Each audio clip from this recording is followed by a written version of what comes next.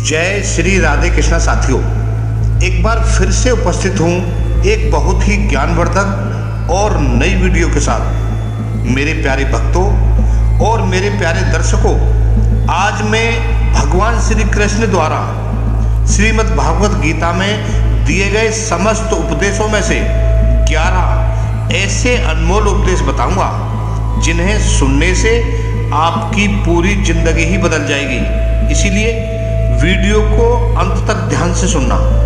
Video पसंद आए तो वीडियो को लाइक करके हमारे चैनल को सब्सक्राइब कर लेना, ताकि हमारी आने वाली ऐसी ही ज्ञानवर्धक वीडियो आपके पास सबसे पहले पहुंच सके।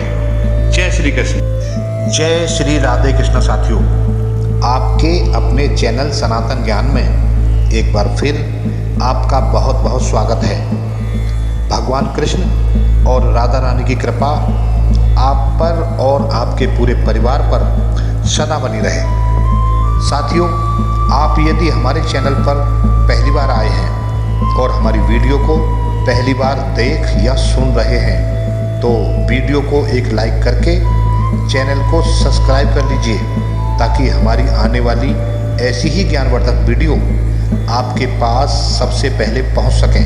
और हाँ साथियों, कमेंट बॉक्स में जय श्री राधे कृष्ण लिखकर अपने मन की बात जरूर लिखें और वीडियो अपने दोस्तों को भी जरूर शेयर करें, ताकि उनको भी इसका लाभ मिल सके। मेरे प्यारे भक्तों, ज़्यादा देरी न करते हुए मैं आपको बताता हूँ कि जब भगवान श्री कृष्ण ने महाभारत युद्ध के समय कुंती पुत्र अर्जुन को श्रीमद् भागवत गीता का उपदेश दिया था, तो उस धनुर्धर अर्जुन ने गीता उपदेशों का अनुसरण करते हुए अपने मन और आत्मा से लालच और मोह को त्याग दिया था, जिस कारण अर्जुन को मोक्ष की प्राप्ति हुई। मेरे प्यारे भक्तों, श्रीमद् भागवत गीता में मनुष्य के हर प्रश्न का उत्तर मिलता है। चाहे आपकी कोई भी परेशानी हो, कोई भी इच्छा हो, श्रीमद् भागवत गीता आपके हर प्रश्न का उत्तर देती है और आपकी हर समस्या का समाधान देती है। फिर चाहे वो परेशानी आपके मन की हो, आपके धन की हो, आपके शरीर की हो या फिर आपके रिश्तों की हो, आपको अपनी हर समस्या का उत्तर श्रीमद् भागवत गीता के इन 11 उपदेशों में जरूर मिल जाएगा। आज हम श्रीमद् भागवत गीता के 11 ऐसे अनमोल उद्देश्य बताएंगे जो आपकी पूरी जिंदगी बदल देंगे। अर्थात जो मनुष्य इन सभी 11 उपदेशों को इस छोटी सी वीडियो के माध्यम से सुनेगा, उसकी जिंदगी ही बदल जाएगी। साथियों, इसीलिए आप इन सभी बातों को वीडियो के अंत तक ध्यान से सुनना। जो भी व्यक्ति इस वीडियो को अंत तक सुनेगा या देखेगा, उसे अपनी हर परेशानी का हल इस वीडियो के माध्यम से अवश्य मिल जाएगा और उसे अपनी ज़िंदगी में जो कुछ भी चाहिए वो उसे ज़रूर मिलेगा। भक्तों, श्रीमद् भागवत गीता का सबसे पहला उपदेश ये है कि कोई अगर आपका अपना है या कोई आपसे बड़ा है तो उसका अपने प्रति गलत व्यवहार कभी सहन नहीं करना चाहिए। ये गीता का उपदेश हमारी ज़िंदगी से भी जुड़ा है, क्योंकि हम भी अपने मन की अधिकतर तकलीफ़ों को ये सोचकर जीते रहते हैं कि ये तो मेरा अपना है, ये तो मेरा बड़ा है, इसको हम कैसे कुछ कह सकते हैं। हम अगर नहीं सहेंगे, कुछ कह देंगे तो हमारे रिश्ते ही खराब हो जाएंगे, अर्थात हमारे रिश्ते ही समाप्त हो जाएंगे। पर साथियों, सोचने की बात तो ये है कि उस व्यक्ति को आप अपना कैसे मान सकते हो जो आपकी तकलीफ़ों की वजह हो। अपना तो वो होता है जो हमारी तकलीफ़ों को दूर कर देता है। तो साथियों, गीता का उपदेश ये है कि किसी को भी अपना फ़ायदा मत उठाने दो, किसी को भी खुद पर जुल्म मत करने दो, क्योंकि आप जितना सहेंगे लोग आपको उतना सहने के लिए और मजबूर करेंगे। गीता का पहला अध्याय जिसका नाम अर्जुन विषाद योग और दूसरा अध्याय जिसका नाम सांख्य योग है, उसके आरंभ में अर्जुन ने श्री कृष्ण के आगे अपना दुख प्रकट किया कि हे केशव, मैं कौरवों से कैसे युद्ध कर सकता हूँ? ये सब तो मेरे अपने ही हैं। मैं कैसे भीष्म पितामह और द्रोणाचार्य से युद्ध करूँगा, क्योंकि वो दोनों मेरे पूजनीय हैं। इसीलिए इन गुरुजनों को मारने से तो अच्छा है मैं भिक्षा का अन्न खाकर अपने जीवन का गुजारा करूं। और जिन कौरवों से मैं युद्ध करने जा रहा हूं, वो सब धृतराष्ट्र के पुत्र मेरे ही भाई हैं, मेरे ही अपने हैं। इन सबको मारने से तो अच्छा है कि मैं सन्यासी बन जाऊं। तो साथियों, भगवान श्री कृष्ण ने अर्जुन से कहा कि यहाँ कौन अपना है और कौन पराया है। जो अधर्म करता है उसके साथ युद्ध करना तुझे मोक्ष और मुक्ति देगा। तू अपने इस मोह को त्याग दे, नहीं तो सारा जग तेरी निंदा ही करेगा, तुझे डरपोक कहेगा। बात अपनी पराई की नहीं है, बात तो धर्म और अधर्म की है, बात तो सही और गलत की है। अगर तू गलत को सहेगा, उसका अंत नहीं करेगा, तो गलत करने वाले को और बल मिलेगा और वो और भी ज़्यादा गलत करेगा। इसीलिए मन के मोह को त्याग करके तू युद्ध कर। मेरे प्यारे भक्तों, महाभारत की एक और कहानी भी है कि जब अर्जुन के पुत्र अभिमन्यु की युद्ध में मृत्यु हो जाती है तो अर्जुन बहुत दुखी होता है और रोने लगता है। वो श्री कृष्ण से कहने लगता है कि मेरा पुत्र अभिमन्यु मारा गया, मैं ये दुख बिल्कुल भी सहन नहीं कर सकता, मैं अपने आप को समाप्त कर लूँगा। फिर भगवान श्री कृष्ण अर्जुन की इस बात को सुनकर अर्जुन को आत्माओं के लोक में लेकर जाते हैं, जहाँ पर अभिमन्यु की आत्मा बड़े आनंद से बैठी हुई थी, क्योंकि उसने क्षत्रियोचित व्यवहार किया था, इसीलिए उसे उत्तम पद की प्राप्ति हुई। जब अभिमन्यु के पास अर्जुन रोते रोते पहुंचा तो अपने पुत्र को देखकर अर्जुन बहुत प्रसन्न हुआ। उसे गले से लगाकर कहने लगा कि हे पुत्र, तेरे बिना मैं तो जी ही नहीं सकता, मैंने तो अपने जीवन की आशा ही त्याग दी। तो अभिमन्यु कहने लगा कि आप कौन हैं? अर्जुन बोला, मैं तेरा पिता हूँ, तू मेरा पुत्र है। तो अभिमन्यु कहने लगा कि कौन पिता और कौन पुत्र? मेरे हजारों जन्म हो चुके हैं, किसी जन्म में आप मेरे पिता बनते हैं तो किसी जन्म में मैं आपका पिता बनता हूँ। आत्मा का ना कोई पिता होता है और ना कोई माता। जब अर्जुन ने देखा कि मेरा पुत्र मुझे पहचान भी नहीं रहा तो उसका सारा मोह खत्म हो गया। इसीलिए गीता के इस उपदेश को ठीक से समझ लो कि यहाँ कोई भी अपना और पराया नहीं है। जो बुरे वक्त में तकलीफ में हमारा साथ दे, सिर्फ वो ही अपना है, बाकी सब पराए हैं। अर्थात गीता का दूसरा उपदेश यही है कि जो चला गया है उसे कभी उसका दुख मत करो और जो आने वाला है उसकी बिल्कुल भी चिंता मत करो। जब महाभारत का युद्ध चल रहा था तब अर्जुन ने श्री कृष्ण से कहा कि अगर ये युद्ध हुआ तो करोड़ों लोग मारे जाएंगे। जो सैनिक और योद्धा इस युद्ध में मारे जाएंगे उनकी स्त्रियों का क्या होगा, समाज कैसे आगे बढ़ेगा, और भी बहुत सारी बातें हैं जो अर्जुन ने बड़े विस्तार से कही। अर्जुन की बात सुनकर भगवान श्री कृष्ण ने कहा, असो नव सोच स्वयं प्रज्ञा वादास भास्ते कथासु अगर सोच नानु सोच पंडिता। अर्थात श्री कृष्ण बोल रहे हैं, हे अर्जुन, तू बड़ी बड़ी ज्ञानियों जैसी बातें करता है, लेकिन जो सच में ज्ञानी होता है तो जो लोग मर चुके हैं या जा चुके हैं या एक दिन जाने वाले हैं, उनकी चिंता नहीं करता, उनका दुख नहीं करता। इसलिए तेरे हाथ में कुछ भी नहीं है। तू चाहे कर कुछ भी कर ले, तू चाह कर भी कंट्रोल नहीं कर सकता। जीवन और मरण ये तो प्रकृति की नियति है। इसीलिए जो ज्ञानी होता है वो किसी के मरने पर भी रोता नहीं है। ज्ञानी पुरुष ना ही बीते हुए कल का शोक करते हैं और ना ही आने वाले कल की चिंता करते हैं। इसीलिए जो होने वाला है वो होकर ही रहेगा और जो नहीं होने वाला है वो कभी नहीं होगा, ऐसा निश्चय है। और ये जिसकी भी समझ में आ जाता है उसे कभी कोई चिंता नहीं सताती, उसे कभी कोई भी दुख नहीं सताता। हमारे सारे दुखों का कारण यही है, या तो जो वक्त गुजर चुका है उसे सोच सोच कर परेशान होते रहते हैं, या भविष्य की चिंता करके खुद को बीमार कर लेते हैं, नष्ट कर देते हैं।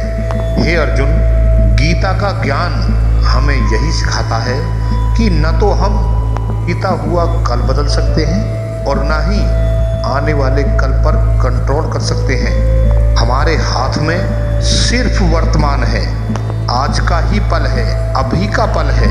हमारा 98% तनाव और चिंताएं भूतकाल और भविष्यकाल के बारे में सोचते रहने से होती हैं। हम हमेशा उसी में ही जीते रहते हैं, मगर वर्तमान में कभी नहीं जीते, इस पल को कभी नहीं जीते। इसीलिए जब आप वर्तमान का पूरा आनंद लेना सीख जाओगे तो आपकी जिंदगी से तनाव कम हो जाएगा, चिंताएं खत्म हो जाएंगी।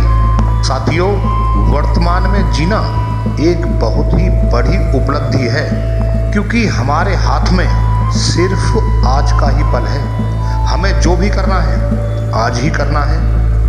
अभी ये सोचकर समय नष्ट नहीं करना चाहिए कि अभी मेरे पास बहुत समय बचा है। मेरे प्यारे भक्तों, मैं बताता हूँ कि एक गुरुजी थे और उन गुरुजी ने अपने शिष्य को एक पारस का पत्थर दिया। उनका वो शिष्य बहुत ही आलसी था, हर काम को कल पर टाल देता था। तो गुरुजी ने कहा कि मैं तुझे ये पारस का पत्थर दे रहा हूँ। इस पारस पत्थर से जब तू लोहे को स्पर्श करेगा तो वो लोहा स्वर्ण बन जाएगा, अर्थात सोना हो जाएगा। और ये पारस पत्थर मैं तुझे पूरे 1 महीने के लिए दे रहा हूँ। जब 1 महीना समाप्त हो जाएगा तब मैं तुझसे ये पत्थर वापस ले लूँगा। तब तक ये पत्थर तू अपने पास ही रख। उसके बाद गुरुजी का वो शिष्य बाजार में लोहा खरीदने के लिए गया। जब बाजार में वो लोहा खरीदने पहुंचा तो उसे लोहे का रेट बहुत महंगा लगा। उसने सोचा कि कुछ दिन के बाद ले लूँगा, जब लोहे का रेट कम हो जाएगा। पर उसकी बुद्धि में ये बिल्कुल भी नहीं आया कि इस लोहे को मैं सोना बनाकर बहुत अधिक धन बना सकता हूँ। लेकिन उसके मन का आलस्य ही था, जिसकी वजह से उसने उस काम को कल पर टाल दिया। और ऐसे ही करते करते पूरा महीना समाप्त हो गया। फिर गुरुजी उस शिष्य के पास आ पहुँचे और कहा कि बताओ तुमने कितना सोना बनाया है। वो शिष्य कहने लगा, गुरुजी मैंने अभी तक तो सोना बनाना शुरू भी नहीं किया। गुरुजी कहने लगे, लेकिन वो मुझे मेरा पारस पत्थर वापस चाहिए। तो वो गुरुजी से बोला, मुझे थोड़ा और वक्त दीजिए, मैं थोड़ा सा सोना बनाना चाहता हूँ। इस पर गुरुजी ने कहा, ये पारस का पत्थर पूरे 1 महीने तुम्हारे पास था, पर तू कुछ नहीं कर पाया। लेकिन अब समय समाप्त हो चुका है। मेरे प्यारे भक्तों, ऐसे ही ये हमारा जीवन है, हमारी जिंदगी है, और ये समय ही हमारा पारस पत्थर है। और हम समय के एक एक पल से अपने जीवन को सोना बना सकते हैं। लेकिन हमें ये लगता है कि हमारे पास अभी बहुत समय बचा है, एक दिन जिंदगी को जी लेंगे, एक दिन जिंदगी में खुश हो जाएंगे। लेकिन वो दिन कभी नहीं आता और हम जिंदगी भर भागते रहते हैं, चिंता करते रहते हैं, दुखी होते रहते हैं, लेकिन जिंदगी को जीना, खुश रहना हम भूल जाते हैं। इसीलिए गीता का ज्ञान हमें यही सिखाता है कि आप आज पर ही जीना सीखो, इस पल को ही जीना सीखो। मेरे प्यारे भक्तों, गीता का तीसरा उपदेश हमें ये सिखाता है कि मौत से डरना बिल्कुल व्यर्थ है। भगवान श्री कृष्ण ने गीता में कहा है कि ये संसार मृत्युलोक है, जिसका भी जन्म हुआ है वो एक दिन जरूर मर जाएगा, जिसका आरंभ हुआ है उसका अंत अवश्य होगा। हम इसे रोक नहीं सकते। जैसे हम रोज नए कपड़े बदलते हैं, वैसे ही हमारी आत्मा नया शरीर धारण करती है। मृत्यु सिर्फ इस जीवन का एक नया आरंभ है, इस जीवन का अंत नहीं है। आत्मा कभी नहीं मर सकती और ना ही उसे कोई मार सकता, लेकिन मौत से मनुष्य बहुत डरता है और मौत का दुख भी इंसान को बहुत होता है। साथियों, सबसे ज़्यादा दुख इंसान को मौत का ही होता है। साथियों, मैं आपको एक कहानी बताता हूँ। एक पेड़ पर दो पक्षियों का जोड़ा रहता था। उन दोनों को एक दूसरे से बहुत प्रेम था। उन्होंने साथ जीने मरने की कसमें खाई थीं। अभी एक दिन वहाँ एक शिकारी आया। उस शिकारी ने एक तीर चलाकर वहाँ पेड़ पर बैठे मादा पक्षी को मार दिया और वो अकेला नर पक्षी रोने लगा कि मैं तुम्हारे बिना कैसे जी पाऊंगा। तुम्हारी जगह मेरी मृत्यु आ जाती या मेरा जीवन तुमको मिल जाता। वो रो रो कर बहुत विलाप करने लगा। इतने में ही उस शिकारी ने फिर दूसरा तीर चलाया और उस दूसरे नर पक्षी को भी मार दिया। वास्तविकता में यही कहानी हमारी है। हम भी रोते रहते हैं। जब कोई मरता है तो हम बहुत रोते हैं, लेकिन हमें ये पता नहीं है कि एक ना एक दिन हमारा जीवन भी समाप्त हो जाएगा। हम भी इस मृत्यु के पेड़ पर ही बैठे हैं, लेकिन शरीर का मिटना हमारा अंत नहीं है। मेरे प्यारे भक्तों, भगवान श्री कृष्ण ने अर्जुन से कहा कि हे अर्जुन, तेरे और मेरे अनंत जन्म हुए हैं। तुझे कुछ भी याद नहीं है, लेकिन मुझे सब कुछ याद है। जो व्यक्ति इस सत्य को समझ ले कि मैं यहाँ इस संसार में कुछ समय के लिए आया हूँ, उसकी जिंदगी के सारे झगड़े, सारे दुख, सारी चिंताएं समाप्त हो जाएंगे। जब इस संसार से जाना ही है तो दुख किस बात का। एक समय की बात है कि कुछ साधु महात्मा पैदल यात्रा कर रहे थे। यात्रा करते करते वो एक नगर में पहुँचे। वो महात्मा बहुत थक चुके थे। उस नगर में उन्होंने एक महल देखा। उन्होंने उस महल में जाकर विश्राम करने का सोचा और उस महल में जाकर सो गए। उस महल में जब वहाँ का राजा पहुँचा तो अपने पलंग पर उस महात्मा को सोता देखकर वो बहुत हैरान हुआ। उस राजा ने महात्मा से पूछा कि तुम मेरे महल में कैसे आ गए और मेरे बिस्तर पर क्यों सो रहे हो। तो महात्मा कहने लगा, ये तुम्हारा महल है, मुझे तो लगा कि ये धर्मशाला है। तो राजा कहने लगा कि आपको मेरा महल धर्मशाला कैसे लगा। तो महात्मा ने कहा और राजा से एक प्रश्न किया कि तुमसे पहले इस महल में कौन रहता था। तो वो राजा बोला कि मुझसे पहले मेरे पिताजी यहाँ रहते थे और उससे पहले मेरे दादाजी यहाँ रहते थे। फिर महात्मा ने प्रश्न किया कि क्या तुम इस महल में हमेशा रहोगे या तुम्हारे बाद कोई और रहेगा। तो राजा ने कहा कि मेरे बाद इस महल में मेरा पुत्र रहेगा। तो वो महात्मा राजा से कहने लगे कि जिस जगह पर रहने वाले बार बार बदल जाते हो उसे घर कैसे कह सकते हो। वो तो एक धर्मशाला ही है। इसीलिए तुम्हारे इस महल को धर्मशाला समझकर इसमें रात बिताने के लिए हम इसमें सो गए थे। धर्मशाला जान जग को जीव सब मेहमान है, मोह किससे मत करो सब स्वप्न का सामान है। यदि हम भी इस बात को समझ लें कि हम संसार में कुछ समय के लिए आए हैं, आनंद करने के लिए आए हैं, खुश रहने के लिए आए हैं, तो हमारे सारे दुख ही समाप्त हो जाएंगे। जब हम अपना मोह यहाँ जमा लेते हैं, अपना दावा करने लगते हैं कि ये मेरा है, मैं इसे छोड़ नहीं सकता, इसके बिना जी नहीं सकता, तो हमारा जीवन दुखों से भर जाता है। इसीलिए साथियों, जीवन में मृत्यु का भय त्याग करके जीवन का प्रतिपल आनंद लेना चाहिए।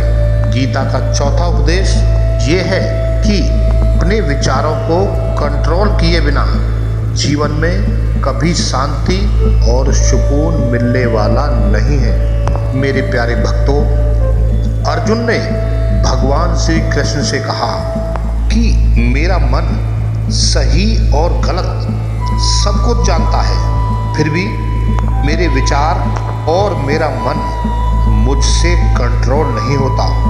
जो करना चाहता हूँ वो कर नहीं पाता, और जो नहीं करना चाहता हूँ वो मेरा मन मुझसे जबरदस्ती करवाता है। हे केशव, इसीलिए मैं बेचैन हो गया हूँ, मुझे शांति प्राप्त नहीं हो रही। तो भगवान श्री कृष्ण ने अर्जुन से कहा, इसके लिए तुझे अपने मन और विचारों से जुड़कर अपने मन और विचारों को सही दिशा में ले जाने की प्रैक्टिस करनी होगी, अभ्यास करना होगा। और ये एक दिन का काम नहीं है। जब तक तू अपने मन और विचारों की गुलामी का त्याग नहीं करेगा, तब तक तुझे जीवन में कभी शांति नहीं मिलेगी।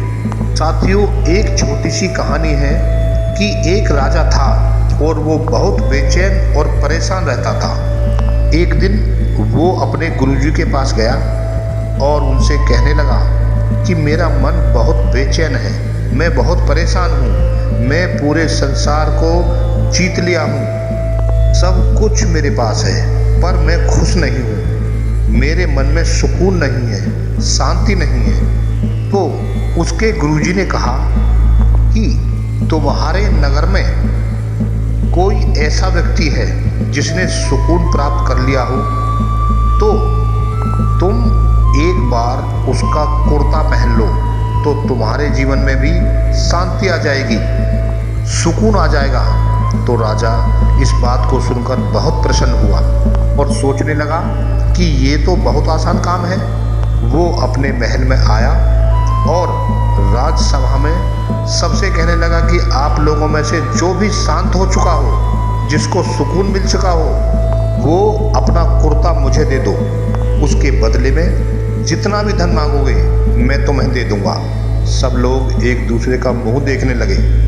राजा की बात सुनकर सभी को पैसों का लालच आया, लेकिन सब एक दूसरे की सच्चाई जानते थे, क्योंकि किसी की भी जिंदगी में शांति और सुकून नहीं था। तभी अपना सर झुकाकर वहां पर खड़े हो गए। फिर उस राजा ने पूरे नगर में ढिढोरा पिटवा दिया कि जिसे भी शांति प्राप्त हो चुकी हो, जिसे सुकून प्राप्त हो चुका हो, वो मेरे पास आकर अपना कुर्ता मुझे दे दे, जिसके बदले वो जितना धन चाहेगा मैं उसे दे दूंगा। लेकिन एक भी ऐसा व्यक्ति नहीं मिला जिसे शांति प्राप्त हो चुकी हो। साथियों, वास्तविकता में जब कोई मरता है तब हम कहते हैं कि वो फला व्यक्ति आज शांत हो गया। कभी किसी जिंदा इंसान के लिए हम ये नहीं कह सकते कि वो शांत हो गया। राजा ने सैनिक पूरे शहर में इस खोज में भेज दिए कि एक ऐसा व्यक्ति ढूंढ कर लाओ जिसे शांति प्राप्त हो चुकी हो, जिसे सुकून प्राप्त हो चुका हो। राजा के सैनिक पूरे शहर में ढूंढते रहे। फिर उन्हें एक पेड़ के नीचे एक महात्मा तपस्या करता हुआ दिखा, जिसके चेहरे पर सुकून था, एक शांति थी। वो सैनिक उस महात्मा के पास जाकर पूछने लगे कि क्या आपने शांति प्राप्त कर ली है, आपको सुकून प्राप्त हो चुका है? तो महात्मा ने कहा कि मैं पूरी तरह से शांत हूँ और मुझे पूरी तरह से सुकून की प्राप्ति है। तभी सैनिक उस महात्मा को राजा के पास ले आए। तब राजा ने उस महात्मा से प्रश्न किया कि क्या आपको शांति और सुकून प्राप्त हो चुके हैं? तो वो महात्मा कहने लगा, महाराज, मैं पूरी तरह से शांत हूँ, मुझे कोई चिंता नहीं है, मुझे किसी भी चीज़ की कोई भी लालसा नहीं है, मेरी कोई इच्छा नहीं है।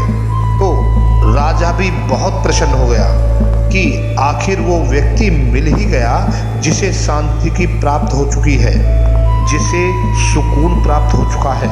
तब वो राजा उस महात्मा से कहने लगा कि हे महात्मन, कृपा करके आप अपना कुर्ता मुझे दे दीजिए, बदले में आप जो भी मांगेंगे मैं आपको दूंगा।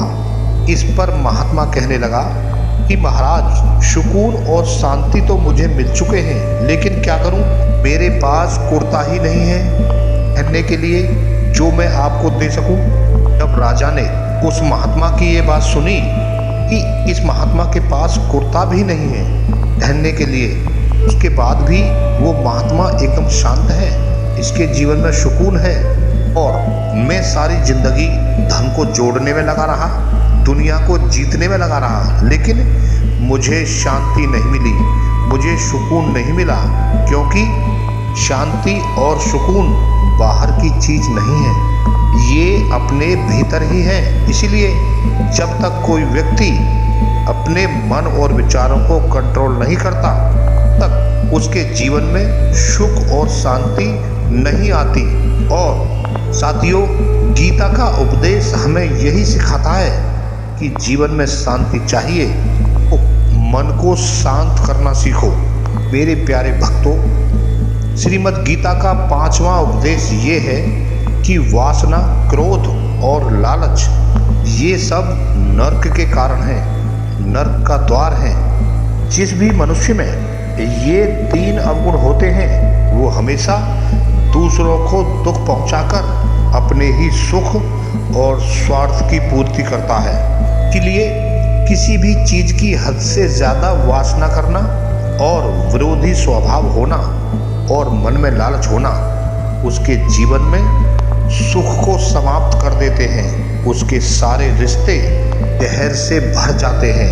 इन्हें नरक का द्वार इसीलिए कहा गया है क्योंकि जिस इंसान में अत्यधिक क्रोध है, लालच है, वासना है, उसका पूरा जीवन जहर से भर जाता है। उसको ये सब करने के बाद जीते जी यहीं पर नरक का दर्शन होता है। मेरे प्यारे भक्तों, गीता का 6वां उपदेश ये है कि सब भगवान एक ही है, कोई छोटा या बड़ा नहीं है। सब एक ही परमात्मा के अलग अलग रूप और नाम हैं। भगवान श्री कृष्ण ने गीता के 10वें अध्याय में बताया है कि जितने भी जगत के देवी और देवता हैं, सब मेरी ही विभूति हैं। मैं ही शिव हूँ, मैं ही इंद्र हूँ और मैं ही यशराज कुबेर भी हूँ। मैं ही अग्निदेव हूँ और देवताओं के गुरु बृहस्पति भी मैं ही हूँ। समुद्र में भी मैं ही हूँ, अक्षरों में ओम भी मैं ही हूँ। मैं ही काल का महाकाल भी मैं ही हूँ। सारे जगत का नाश, उत्पत्ति और पालन करने वाला भी मैं ही हूँ। भगवान श्री कृष्ण ने कहा कि मेरी विभूतियों का कोई अंत नहीं है।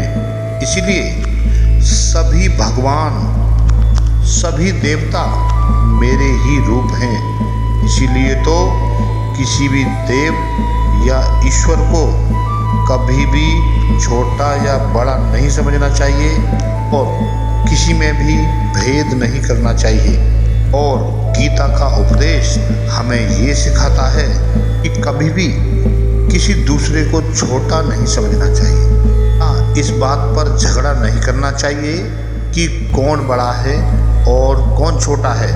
गीता का 8वां उपदेश साथियों ये है कि सुख की इच्छा फिर में हमारे दुखों का कारण बनती है। भगवान श्री कृष्ण ने अर्जुन से कहा कि मनुष्य जितना सुखों की लालसा करता है और इच्छा करता है, उतना ही उसकी इंद्रियां सुख भोग में आसक्त हो जाती हैं, उतना ही इंसान का मन संसार के सुख और आकर्षण का गुलाम बन जाता है और जितना सुख के पीछे भागता है उसे उतना ही दुख का अनुभव होता है, अर्थात उसे उतना ही दुख से गुजरना पड़ता है। क्योंकि ये संसार का नियम है कि जो चीज़ मन को बहुत आकर्षित करती है बाद में बहुत दुख देती है, जो चीज़ शुरू में मुश्किल लगती है, कठिन लगती है, बाद में हमें बहुत आनंद देती है और हमें बहुत काम आती है। मेरे प्यारे भक्तों, गीता का 8वां उपदेश ये है कि जो भी मनुष्य दुनिया के सारे सहारे छोड़कर सिर्फ भगवान को ही अपना सहारा मान लेता है, उसकी हर ज़रूरत वो ईश्वर ही पूरी करते हैं, उसकी हर प्रकार से रक्षा वो परमात्मा ही करता है।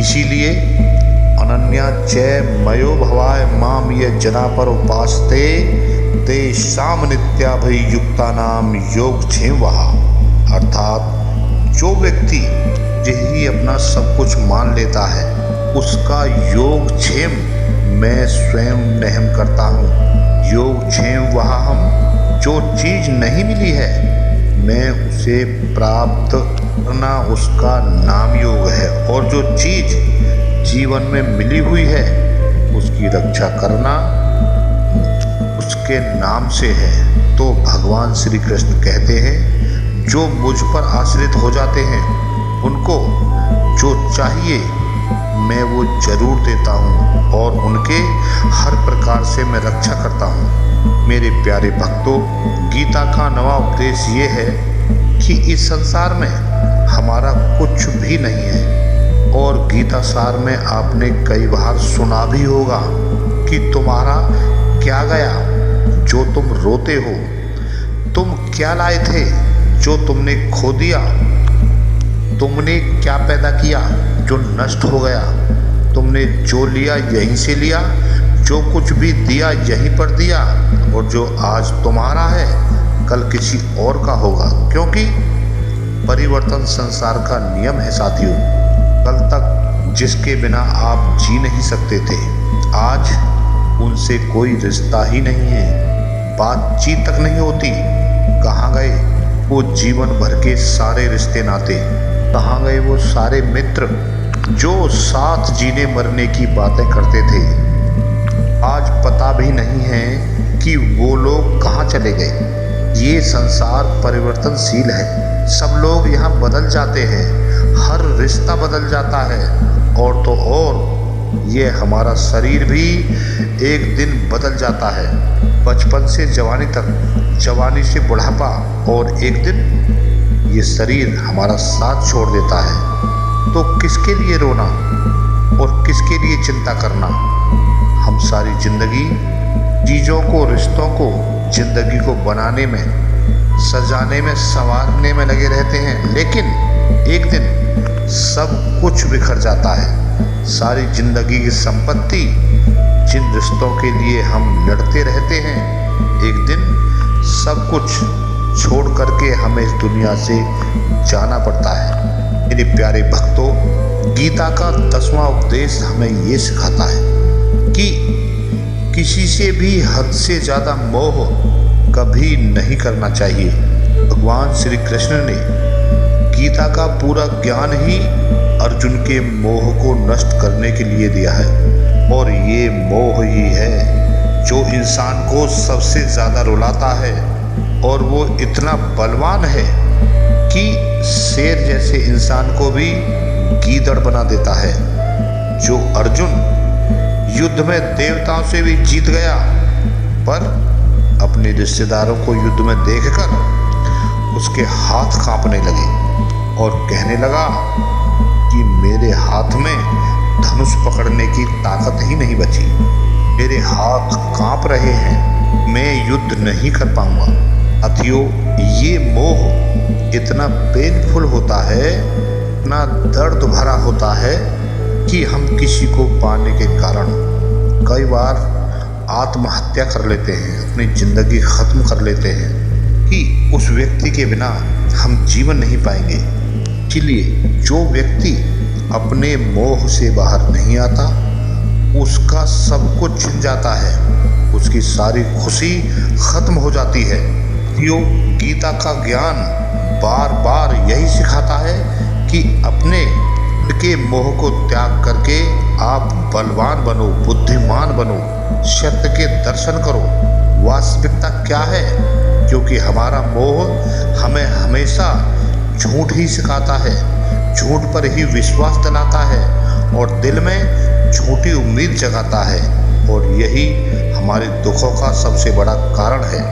हम मोह कर लेते हैं, लोगों से उम्मीद लगा बैठते हैं, पर वास्तविकता बिल्कुल अलग होती है, क्योंकि लोग वैसे नहीं होते जैसे हम मान लेते हैं, जैसा हम समझ लेते हैं। क्योंकि मोह के कारण हम सच्चाई को नहीं देख पाते, लोगों का असली चेहरा नहीं देख पाते। इसीलिए गीता का उपदेश हमें ये सिखाता है कि जीवन में अगर आनंद और प्रसन्नता से रहना है तो किसी भी हद से ज़्यादा मोह कभी मत करना।